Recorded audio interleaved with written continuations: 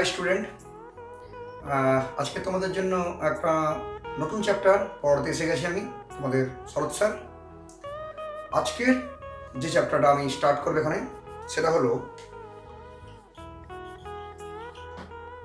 Atomic structure, বাংলায় পরমাণুর গঠন বা স্ট্রাকচার অফ অ্যাটম বলা যায়। 10th স্ট্যান্ডার্ড পড়ার পর্যন্ত তোমরা প্রায় সব বোর্ডের স্টুডেন্টরাই স্ট্রাকচার অফ অ্যাটমের একটা আইডিয়া বা পড়াশোনা তোমরা পড়েছো এবং তাদের আইডিয়া একটা আছে তোমাদের কাছে।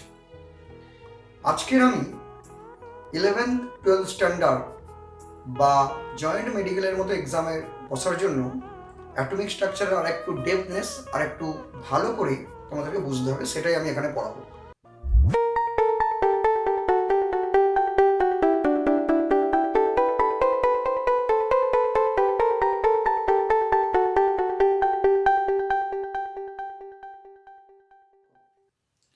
তো আমরা ক্লাস 10th স্ট্যান্ডার্ডে পড়ার সময় রাদারফোর্ডের অ্যাটমিক মডেল পর্যন্ত আমাদের সকলেই প্রায় পড়া আছে। সেখানে রাদারফোর্ড তার গোল্ড প্লেট এক্সপেরিমেন্ট করেছিল। সেখানে একটা খুব পাতলা গোল্ড প্লেট রেখে রেডিও অ্যাক্টিভ সোর্স থেকে আলফা রে পাঠিয়েছিল সরু একটা গ্লাস টিউবের মধ্যে, এবং গোল্ড প্লেট এক্সপেরিমেন্টের পর রেটা গোল্ড প্লেটকে পাস করে বেরিয়ে গেছিলো। পিছনে একটা জিঙ্ক সালফাইডের রাখা ছিল, পর্দা স্ক্রিন রাখা ছিল।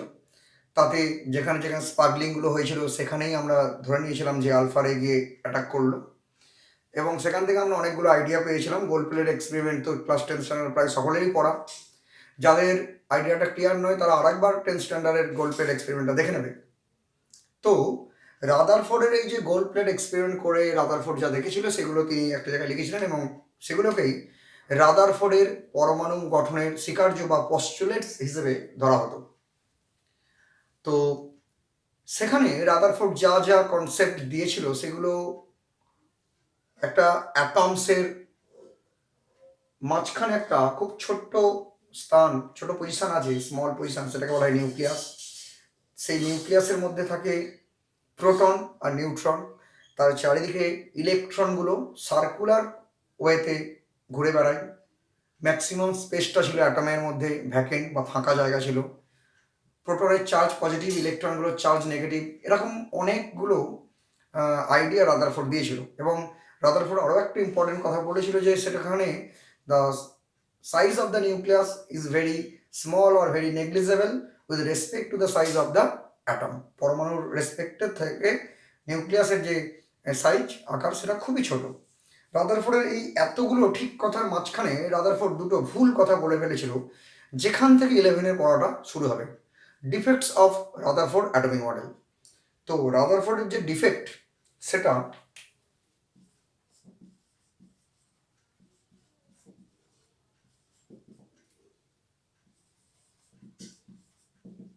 রাদারফোর্ডের পরমাণু মডেলের ত্রুটি, ডিফেক্টস, সেখান থেকে আমরা ক্লাস 11টা স্টার্ট করছি। রাদারফোর্ডের যে যে ভুল সেটাকে আমি বলছি, একটু মন দিয়ে শোনো। রাদারফোর্ড তার অ্যাটমিক মডেলে বলেছেন যে একটা অ্যাটমস পরমাণু তার সেন্ট্রাল পজিশন মাঝখানটা কি থাকে, নিউক্লিয়াস, এবং নিউক্লিয়াসকে বেস করে ইলেকট্রনগুলো যে কোনো বৃত্তাকার কক্ষপথে ঘুরতে পারে। Electrons are rotate around the nucleus in any circular orbit. এখানেই ভুলটা কি? ভুলটা হলো ইলেকট্রন যে কোনো বৃত্তাকার কক্ষপথে কখনো ঘোরে না। They can not rotate any circular orbit. They rotate circularly, বৃত্তাকারভাবে ঘোরে, but they rotate in some particular circular orbit, কয়েকটা নির্দিষ্ট বৃত্তাকার কক্ষপথে ঘুরে বেড়ায়। এটাই রাদারফোর্ডের একটা ডিফেক্ট ছিল, ভুল ছিল, ত্রুটি ছিল। সেকেন্ড ডিফেক্টটা কি? রাদারফোর্ড বলছেন যে when electrons are rotate around the nucleus they continuously emitted energy. যতক্ষণ নাকি নিউক্লিয়াসের চারিদিকে ইলেকট্রনগুলো রোটেট করবে, ঘুরে বেড়াবে, তারা অনবরত কন্টিনিউয়াসলি এনার্জি, শক্তি নির্গত করে, শক্তি বিকিরণ করে, দি কন্টিনিউয়াসলি এমিটেড রেডিয়েটেড এনার্জি। এটা ভুল। কেন ভুল? যদি ইলেকট্রন একটা নিউক্লিয়াস, আমি এটা ধরে নিচ্ছি, তার মিডিলটাকে আমি ধরে নিলাম নিউক্লিয়াস, বিকজ পজিটিভ চার্জ, তাই আমি প্লাস দিয়ে ডিনোট করলাম।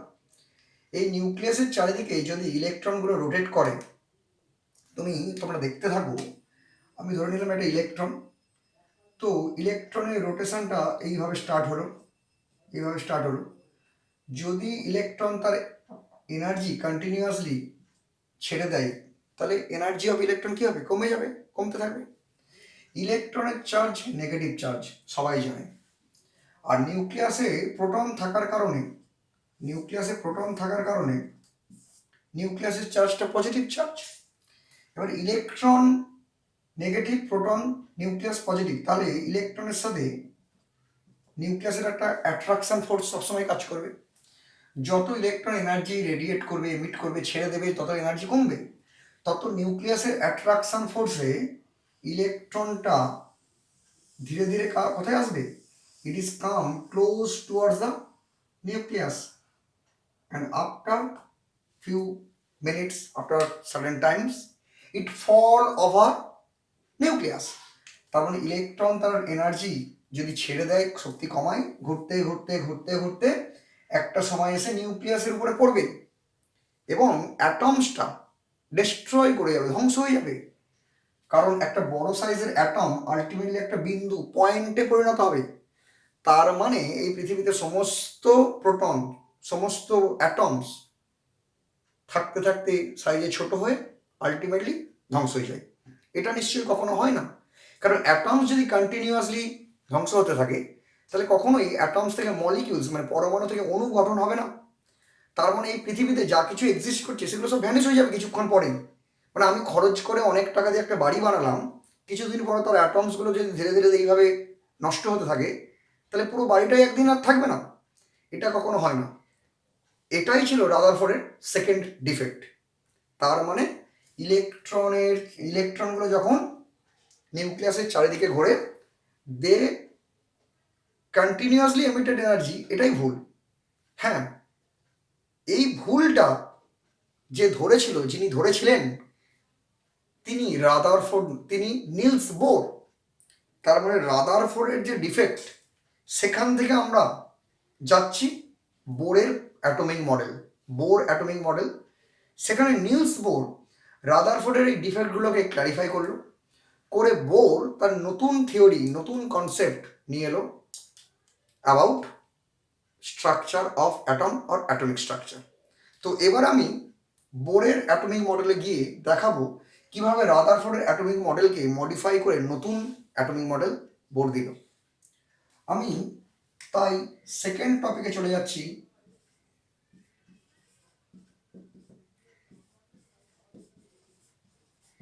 বোর পস্টুলেটস বা বোরের স্বীকার্য।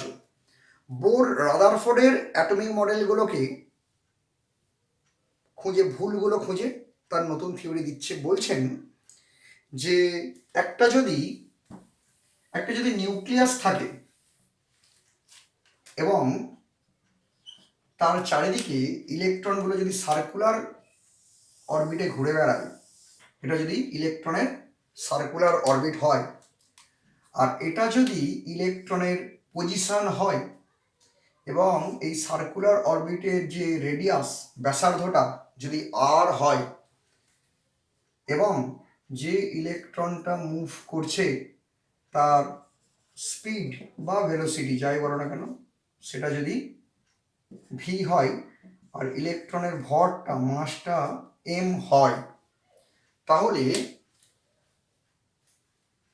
when an electron rotate around the nucleus or when it's rotate in a circular orbit, particular circular orbit, তখন এই ইলেকট্রনটার মধ্যে নাকি কৌণিক ভরবেগের সৃষ্টি হয়, অ্যাঙ্গুলার মোমেন্টাম তৈরি হয়। কৌণিক ভরবেগ। আর এই অ্যাঙ্গুলার মোমেন্টাম, সেটাকে উনি এম ভি আর দিয়ে লিখলেন। আর এই অ্যাঙ্গুলার মোমেন্টামটা নাকি h/2 পাই এর ইন্টিগ্রাল মাল্টিপল, এর সরল গুণিতক, হোয়ার মাল্টিপল ইজ n, মানে n h/2 পাই, যেখানে nটা 1 2 3 4 যে কোনো ধনাত্মক পূর্ণ সংখ্যা, পজিটিভ ইন্টিজার। আমি আরেকটু ক্লিয়ার করে বলছি। বোর্স তার পস্টুলেটসের ফার্স্ট পয়েন্টে বলছে ইলেকট্রনগুলো নিউক্লিয়াসের চারিদিকে নির্দিষ্ট বৃত্তাকার কক্ষপথে ঘুরে বেড়ায়। Electrons are rotate around the nucleus in some particular circular orbit. এবং যে বৃত্তাকার কক্ষপথে ইলেকট্রনগুলো ঘুরে বেড়ায়, তখন এই ঘোরার সময়, রোটেট করার সময় সেই ইলেকট্রনগুলোর মধ্যে একটা অ্যাঙ্গুলার মোমেন্টাম, কৌণিক ভরবেগ জন্মায়।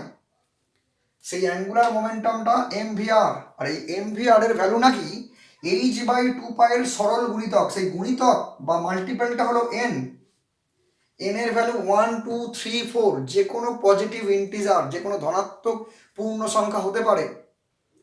এখানে দু একটা কোশ্চেন মাথার মধ্যে ঘুরছে, সেটা হলো n এর ভ্যালু কখনো 1 2 3 4 আমরা বসাবো, কি করে বুঝবো when n1 R when n2? তার জন্য বোর একদম ক্লিয়ার আইডিয়া দিল যে when electron rotate in the first circular orbit then it is n equals to 1, মানে যখন প্রথম কক্ষপথে থাকবে n এর ভ্যালু 2। যদি ইলেকট্রন কোনোদিন সেকেন্ড অরবিটে ঘুরে বেড়ায়, সেকেন্ড অরবিটে থাকে, তখন ইলেকট্রনটার জন্য এখানে n এর ভ্যালুটা 2 ধরে নেওয়া হবে। তার মানে n 1 2 3 4 যে কোনো হায়ার সেল পজিটিভ ইন্টিজার ভ্যালুতে যেতেই পারে, কিন্তু n কখনো 0 হতে পারে না। n 0 হতে পারে না because n 0 means there is no any orbit. যদি কোনো কক্ষ অরবিট না থাকে তাহলে অ্যাটমসটাই তো এক্সিস্ট করে না, তাই n এর ভ্যালু কখনো 0 হতে পারে না। আর একটা জিনিস নিশ্চয়ই তোমাদের জানতে ইচ্ছা করছে, mvr that is angular momentum, কৌণিক ভরবেগ কিভাবে এলো। আমরা ছোটবেলায় মোমেন্টাম শব্দটা, ভরবেগ জিনিসটা পড়েছি। যদি একটা বাস, কোনো একটা গাড়ি কোনো একটা ভেলোসিটিতে ভেলোসিটিতে মুভ করে, আর সেই বডিটা, যে বডিটা মুভ করছে তার মাস, ভরটা যদি m হয়, তাহলে মোমেন্টাম হয় m ইন্টু ভি। কিন্তু এই স্ট্রেট লাইনে যদি, রাস্তা দিয়ে যদি কোনো গাড়ি যায়, তখন সেটা স্ট্রেট লাইনে যায়, তাকে বলা হয় linear momentum, that is mv। কিন্তু যদি কোনো পার্টিকেল এমন হয় যে সার্কুলার প্রসেসে, সার্কুলার ওয়েতে মুভ করছে, যেখানে একটা সেন্টার থাকবে, সেই সেন্টারকে বেস করে একটা রেডিয়াস, ডায়ামিটার, রেডিয়াস বা ব্যাসার্ধ থাকবে, তখন সেই যে ভেলোসিটি, সেই মোমেন্টামটাকে বলা হয় অ্যাঙ্গুলার মোমেন্টাম। এটার যদি বডিটা m মাস হয়, ভি যদি ভেলোসিটি হয়, তাহলে রেডিয়াসের ভ্যালু r ইন্টু করতে হবে, তখন সেটা হয়ে যাবে অ্যাঙ্গুলার মোমেন্টাম, না হলে তৈরি হবে লিনিয়ার মোমেন্টাম। এটা রৈখিক ভরবেগ, এটা কৌণিক ভরবেগ, এই হয়ে গেলে অ্যাঙ্গুলার মোমেন্টামের ফর্মুলা। তার মানে বোর তার ফার্স্ট যে পস্টুলেট স্বীকার্য তিনি বলছে ইলেকট্রনগুলো কতগুলো নির্দিষ্ট বৃত্তাকার কক্ষপথে ঘুরে বেড়াবে, যেখানে ইলেকট্রনগুলোর কৌণিক ভরবেগ mvr, সেটা n h/2 পাইয়ের সমান বা h/2 পাইয়ের সরল গুণিতক। এবারে বোর তার সেকেন্ড পস্টুলেটসে বোর বলছেন যে ইলেকট্রনগুলো যে নির্দিষ্ট বৃত্তাকার কক্ষপথে ঘুরে বেড়ায়, সেই কক্ষপথগুলোর শক্তিটাও নির্দিষ্ট বা স্থির, তাই ওই কক্ষপথগুলোকে বলা হবে স্থির কক্ষপথ। এটাকে আমি ইংরেজিতে বলছি, একটু শোনো।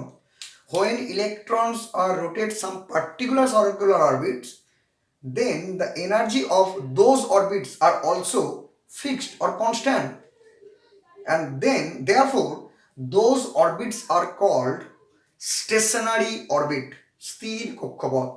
তার মানে বোর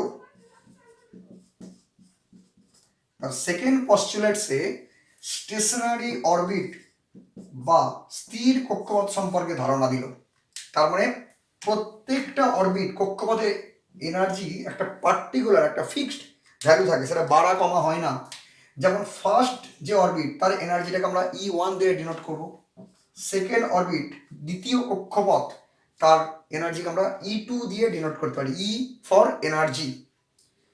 এবং থার্ড পস্টুলেটস, তৃতীয় স্বীকার্যে বোর বলছেন যে ইলেকট্রনগুলো কন্টিনিউয়াসলি এনার্জি এমিট করে না। রাদারফোর্ডের ভুল ছিল।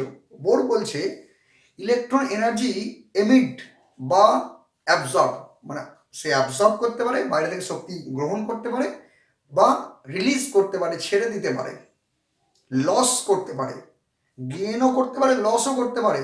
কিন্তু এটা কন্টিনিউয়াসলি হয় না, এটা একটা ডিসক্রিট প্রসেস, থেমে থেমে হয়। কিভাবে হয়?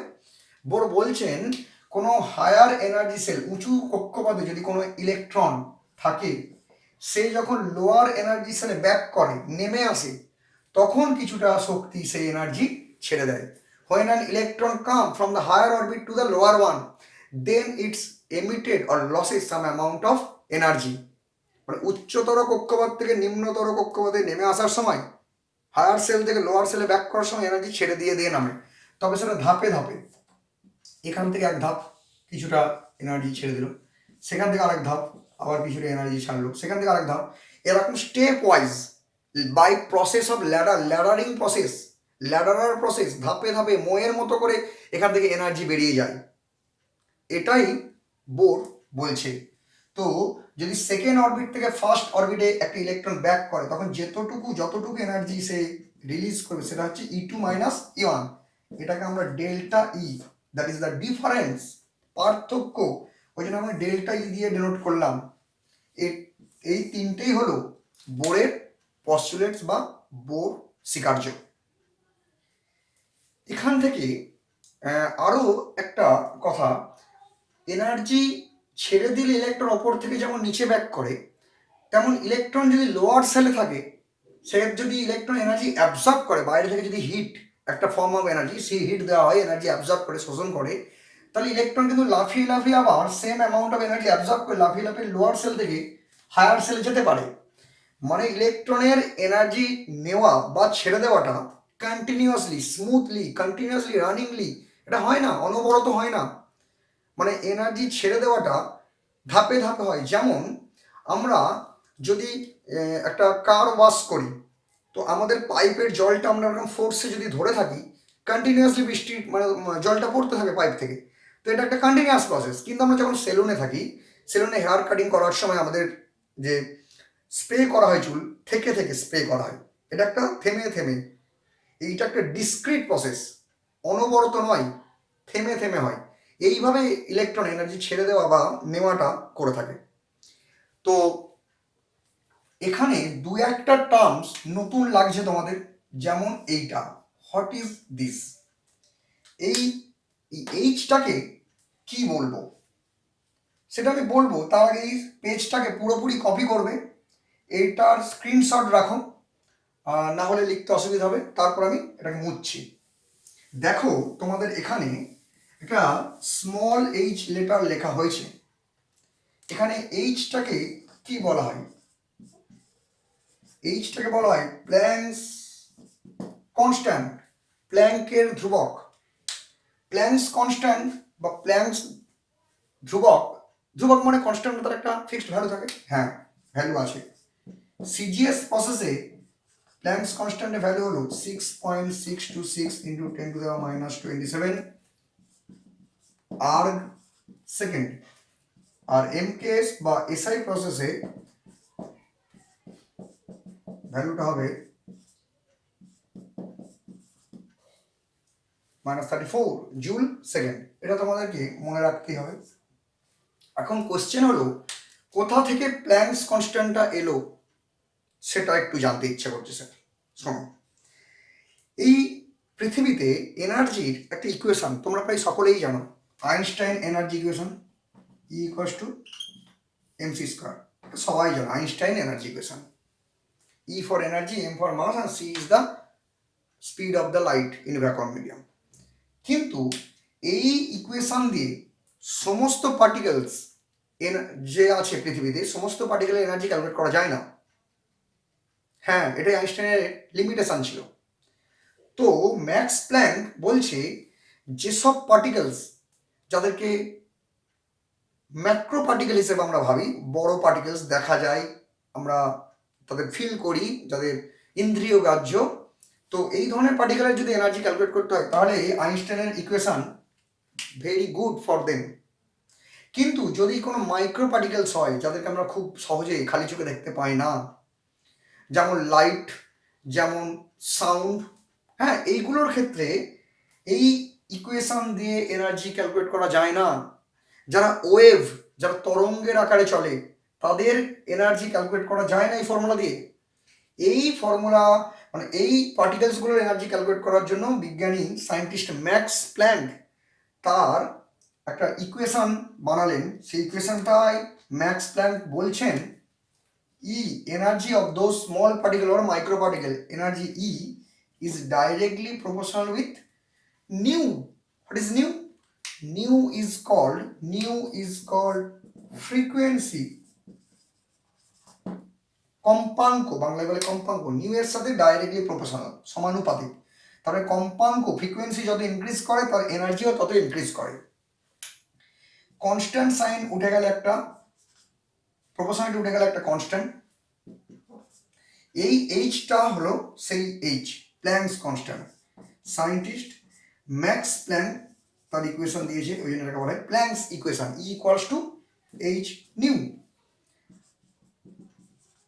এখন কোশ্চেন হলো স্যার এই ফ্রিকোয়েন্সি কম্পাঙ্ক জিনিসটা কি? ফ্রিকোয়েন্সি কি একটু মন দিয়ে শোনো। ফ্রিকোয়েন্সি অ্যাকচুয়ালি হলো C by lambda. What is C? C হবে স্পিড অফ লাইট, যার ভ্যালু 3 × 10⁸ মিটার পার সেকেন্ড, বা 3 × 10⁻10 সেমি পার সেকেন্ড হতে পারে। এটা এসআই লিখলাম, সিজিএসও লিখতে পারো। আর what is lambda? Lambda is called wave length, বাংলায় বলে তরঙ্গ দৈর্ঘ্য। তাহলে E equals to H C 1/λ।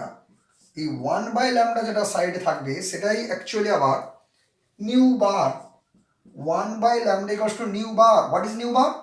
Nu bar is called wave number, তরঙ্গ সংখ্যা।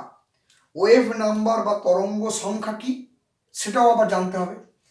তোমরা ওয়েভ নাম্বার, ওয়েভ তো শুনেছো, কিভাবে ওয়েভ নাম্বার ক্যালকুলেট করতে হয় দেখো। ধরে নাও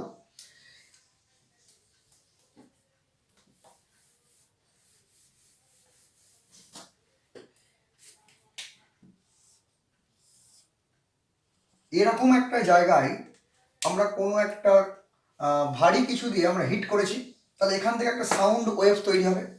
সেই ওয়েভটা যদি এইভাবে প্রোপাগেট করে, এগিয়ে চলে, এটাই ওয়েভ আমি লিখলাম। তো এই হাফ সার্কেল দুটো যতটা ডিস্টেন্স ট্রাভেল করে সেটাকেই বলা হয় একটা ওয়েভ লেন্থ। এখান থেকে এই পর্যন্ত আবার একটা second wave, that is the wave length, এটা একটা ল্যামডা। আবার কেউ কেউ বলে এই পিক থেকে এই পিক, এই মাঝের যে ডিস্টেন্স সেটাও নাকি একটা ওয়েভ লেন্থ ল্যামডা। যাই হোক, দুটোর ডিস্টেন্স কিন্তু সেম, সেই জিনিসটাকেই আমরা ল্যামডা দিয়ে ডিনোট করি। এই ইকুয়েশনটা এনার্জি ইকুয়েশন, ফ্রিকোয়েন্সি, তারপর ওয়েভ লেন্থ, ওয়েভ নাম্বার, এগুলো ক্যালকুলেট করার একটা ফর্মুলা। এখানে যত কটা প্যারামিটার ছিল প্রত্যেকটারই ভ্যালু আমরা বলে দিয়েছি। আর ওই ইকুয়েশন যেটা ছিল অ্যাঙ্গুলার মোমেন্টাম mvr = nh/2π, সেখানে পায়ের ভ্যালুটা কিন্তু 22/7 না লিখে 3.14 ধরে ক্যালকুলেট করবে এবার থেকে। ওকে।